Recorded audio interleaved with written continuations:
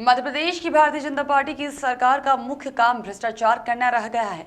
मुख्यमंत्री शिवराज सिंह चौहान राज्य की पहचान घोटाला प्रदेश के रूप में बना रहे हैं। व्यापम घोटाला, डंपर घोटाला, ई टेंडर घोटाला के बाद अब प्रदेश में पोषण आहार परिवहन घोटाला सामने आया है। और यह बात मध्य प्रदेश कांग्रेस कमेटी के प्रदेश कार्यवाहक अध्यक्ष जीतू पटवारी ने एक पत्रकार वार्ता में कही।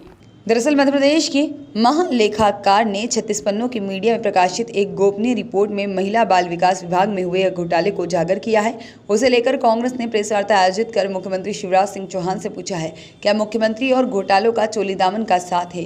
क्यों हर बार मुख्यमंत्री के विभाग में ही घोटाला होता है? इस घोटाले की जिम्मेदारी लेते हुए मुख्यमंत्री शिवराज सिंह चौहान इस्तीफा दें। चौहान और घोटाला एक दूसरे के पर्याय हैं। लगभग 35 घोटाले पिछले 18 साल में मैंने बोल के बताया, आप सबके सामने है। उसकी लिस्ट भी हम आपको दे रहे हैं। ये पोषण आहार घोटाला, बच्चों के कुपोषित बच्चों के पेट का आहार खाने वाले ये लोग, कुपोषित बच्चों का अनाज और उसका पोषण खाने वाले ये लोग, इन्होंने साइकिल और मोटरसाइकिल से उस वक्त वितरण कर दिया है राशन जब लोग एक दूसरे से मिलने से डर रहे थे।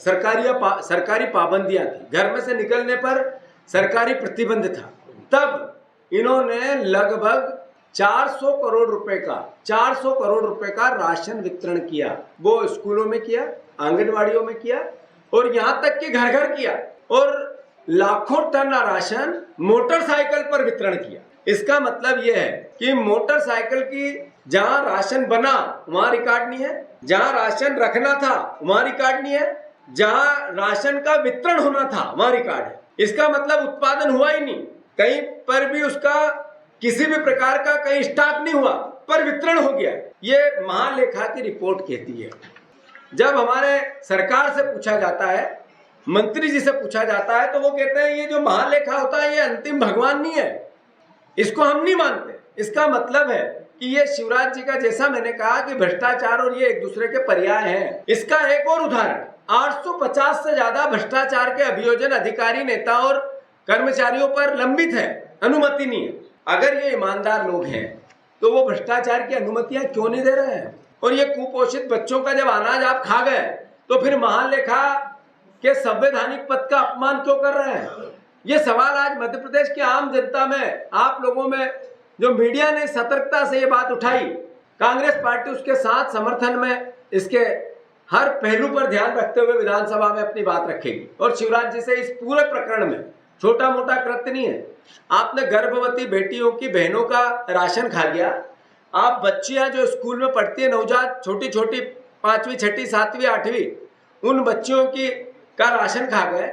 मध्य प्रदेश के महालेखाकार की रिपोर्ट के मुताबिक 2021 के लिए टेक होम राशन योजना के लगभग 24% लाभार्थियों की जांच पर आधारित थे और इस योजना में लगभग 49,58,000 पंजीकृत बच्चों और महिलाओं को पोषण आहार दिया जाना था, जिसमें 6 महीने में 3 साल की उम्र के 34,69,000 बच्चे, 14,25,000 गर्भवती महिलाएं और स्तनपान कराने वाली मां 11 से 14 साल की लगभग 64,000 बच्चियां शामिल थी, जिन्होंने किसी कारणवश स्कूल छोड़ दिया है। विधानसभा में कांग्रेस विधायक सज्जन सिंह वर्मा के प्रश्न के जवाब में सरकार ने कहा है कि कोरोना काल में पोषण आहार का घर घर वितरण किया गया। इस संबंध में जब वर्तमान नेता प्रतिपक्ष डॉक्टर गोविंद सिंह ने अपने गृह जिले भिंड में मौके का मुआयना किया तो पता चला कि किसी को टेक होम राशन नहीं मिला।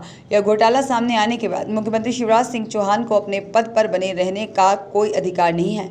मुख्यमंत्री को अपने पद से इस्तीफा देना चाहिए। मामले की स्वतंत्र जाँच होनी चाहिए, क्योंकि अगर मुख्यमंत्री अपने पद पर बने रहेंगे तो किसी भी एजेंसी के लिए स्वतंत्र जांच करना आसान नहीं होगा। हम विधानसभा में इस पूरे घोटाले को, और ये जो जितने घोटाले मैंने आपको गिनाए हैं, इनका हिसाब अभियोजन क्यों नहीं की अनुमति क्यों नहीं दी जा रही है, इसका अभियोजन की अनुमति के अभाव में कोर्ट आरोपियों को माफ कर देती है, केस निरस्त कर देती है। ये उदाहरण भी मध्य प्रदेश में आने लगे हैं। तो मैं मानता हूँ कि हम मजबूर करेंगे सरकार को, सदन में जिस भावना के लिए हमें भेजा गया उसका काम पूरा।